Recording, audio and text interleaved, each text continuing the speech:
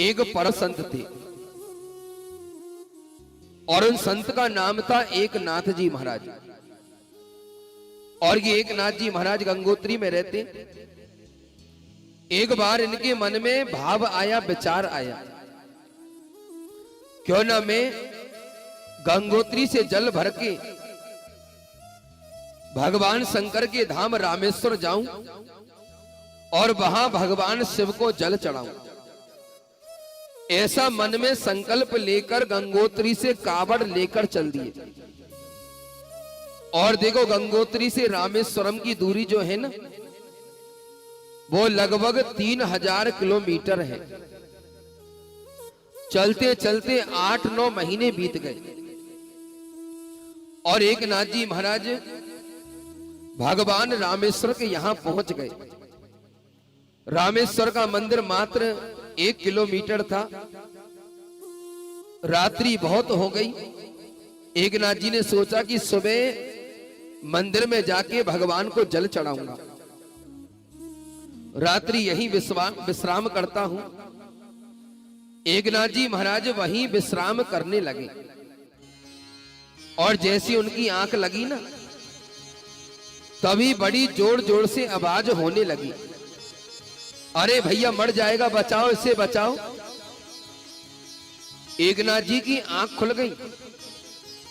एकनाथ जी ने देखा कि बहुत सारी भीड़ खड़ी है और एक गधा बीच में पड़ा तड़प रहा है। एकनाथ जी ने कही, भैया अरे ये गधा मर जाएगा,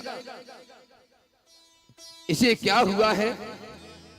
तो लोगों ने कही, महाराज इसे पानी पीना है और इसे अगर पानी नहीं पिलाया तो ये मर जाएगा।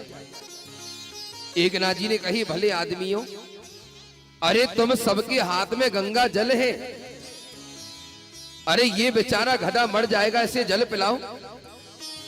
लोगों ने कही, महाराज अरे हम 100 किलोमीटर से गंगा जल लेकर आए हैं। कोई कहता है हम 10 किलोमीटर से, कोई 50 किलोमीटर से, और आप कहते हो कि हम गधे को गंगा जल पिला दें। एकनाथ जी महाराज ने अपना गंगा जल लिया और कही कि मैं 3000 किलोमीटर से गंगा जल लेकर आया हूं और मैं इस गंगा जल को इस गधे को पिलाता हूं, और भगवान शंकर अगर है तो यहीं से मेरा जल स्वीकार करें। और देखते देखते उन्होंने वो गंगा जल उस गधे को पिला दिया। और जैसे गधे को गंगा जल पिलाया, उसी गधे में से भगवान शंकर प्रकट हो गए। बोलो शंकर भगवान की। भगवान शंकर ने कही, एकनाथ जी क्या आपने मुझे पहचान लिया? तो एकनाथ जी महाराज ने कितनी सुंदर बात कही है कि तुलसी या संसार में और सबसे मिलिए धाये,